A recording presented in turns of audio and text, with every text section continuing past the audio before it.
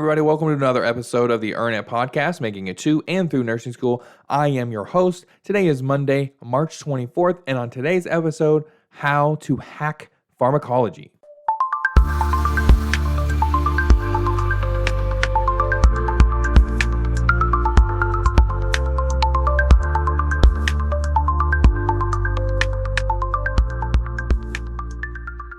Pharmacology.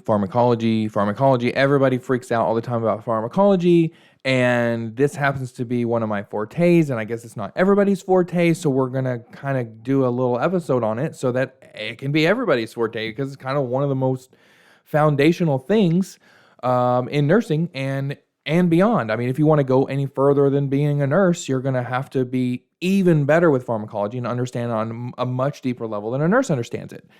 So we're going to go a little bit into, it's not going to be that long an episode because there's basically only one tip to it. Now, a lot of folks, including instructors, will tell you that pharmacology is just brute memorization.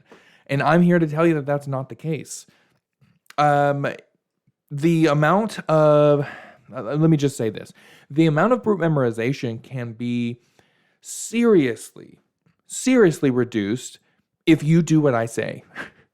And your ability to add new drugs to your knowledge base will become so much easier if you do this.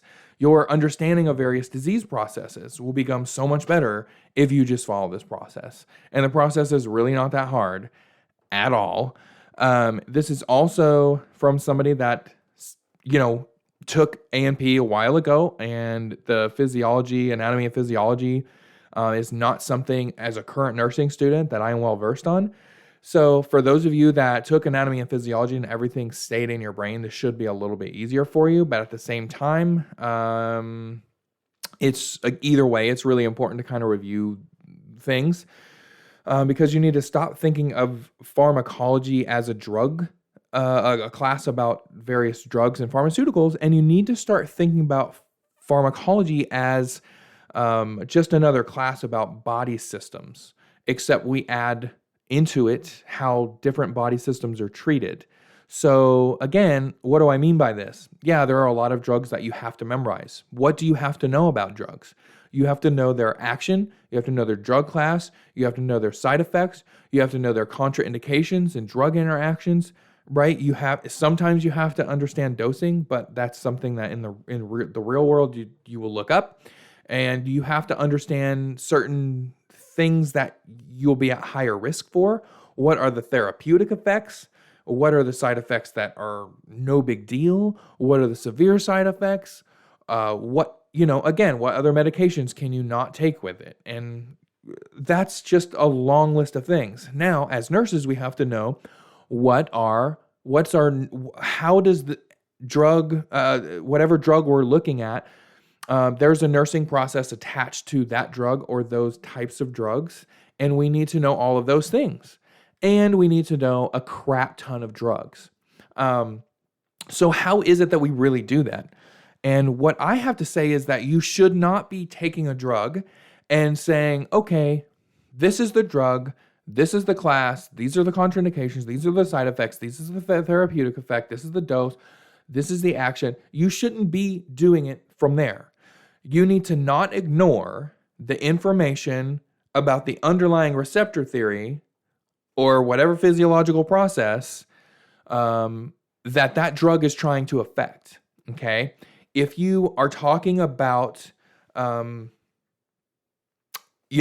kind of endocrine drug, then you need to understand how that endocrine system, at least, maybe not the whole thing. If you don't, look, the endocrine system, if you want to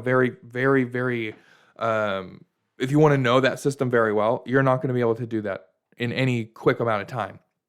But if you're learning about a thyroid drug, and how the thyroid is affected by a certain drug, for instance, then you have to just understand how exactly that gland works.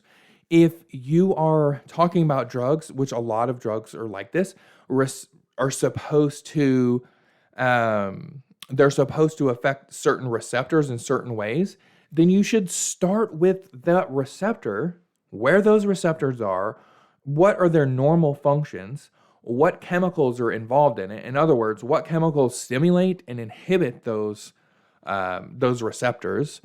What you know, what happens when those receptors are stimulated? What happens when those receptors are inhibited? What are the effects on the body when a certain receptor is inhibited, right? You need to understand this very well, and don't go into the drugs about said body system until you fully understand the receptor theory involved and some of the biochemistry that's involved. Now, do I think you need to go full on into the biochem of it? No. Us as nurses, we're not required to take biochemistry. But you've taken biology, you've taken anatomy and physiology, so you know enough biochemistry to put things into perspective, okay? So if I am talking about SSRIs, for instance, right? Then the bad way to go about it is, what are all the SSRI drugs and what do each one of them do and how do each one of them affect the body? Or you can understand where serotonin receptors are, what are the effects when serotonin stimulates the receptors, what kind of other things can fit in the serotonin receptors, how the serotonin action works, how much is released, what serotonin reuptake means. Like if we're looking at serotonin reuptake inhibitors, you need to understand what that means to inhibit the reuptake of it, right? And understand the difference between a reuptake inhibitor, which is, oh, well, we have serotonin floating out here. The normal body process is to reuptake or reabsorb, all right, or neutralize some of that serotonin. And as a result, there's less serotonin. And in folks with different disorders, that's happening too much. The reuptake is happening too much, or there's not enough serotonin being produced. And in that case, we don't necessarily have to get the body to produce more serotonin. If we can inhibit the reuptake of that serotonin, then we can just increase the amount of serotonin that there is, because we're not reabsorbing or processing that serotonin out. Okay? Do you get where my brain is going here? Okay? You have to understand all of the nuances of how a specific receptor works after you understand where these receptors are. And then you have to understand what these receptors do in each one of those locations, okay? And then after knowing all of that, you should, for instance, if I have an agonist for that receptor, I need to know what happens at all of the locations that have those receptors. And I'm sorry if this is a bit technical, but that's why you're listening to it. You have to know everywhere where these receptors are, and then you need to know the effects on all of them whenever these receptors are stimulated by the agonist, right? You need to understand all that. So then, and again, that's basically what side effects are, right? Side effects are, I am causing more serotonin to be released. Well, wait a second. Serotonin in the brain for like an antidepressant drug is really what I'm looking for. However, there are also serotonin receptors in my gut. And the side effect to that is that I could have stomach issues because there is too much serotonin going on. And so my stomach could be overactive or underactive or whatever. There's some kind of dysfunction there. But now you don't have to memorize. You can predict, based on the receptor theory, what the side effects are going to be. Do you see what I'm getting at here? If you get to the point where you're literally predicting what side effects are going to be, and then as a result, there might be certain medications that interact. So you're going to say, wait a second. If I have something that affects serotonin and releases more or prevents the reuptake, what's going to happen if I take something like ondansetron, right? Which is an antagonist to serotonin, right? What's going to happen if I'm trying to get more serotonin and then I take a serotonin inhibitor, even though that we think is primarily for our gut, that if it's not entirely specific, then it could affect what's happening with our SSRIs, for instance, right? So you have to think about those things. Once you really fully understand the theory behind it, and then you're starting to critically think and come up with stuff off the cuff, like, oh, what would the effect be of this? What would the effect be of that? Guess what? Once you have all of that, you don't need to separately memorize all of those things for the antagonist of that. Do you see what I mean? So you're minimizing the amount of memorization that you have to do. Your memorization includes understanding the damn receptor and what it does, where it is, what happens when it's stimulated, and as a result, you now understand what happens when those are inhibited. Those are things that are automatic to you. You understand and can predict what the side effects are because you know those effects at each of the locations where those receptors are when they're inhibited and when they are stimulated. You know what those things are. You don't have to go look at a damn list of side effects. Are you going to? And you're still going to have a flashcard with the side effects? Yes, you are going to still have those things, but you're not going to depend on some damn flashcard to tell you all of the different side effects and contraindications and, oh my God, drug interactions. Okay? That's not how pharmacists and doctors and nurse practitioners work.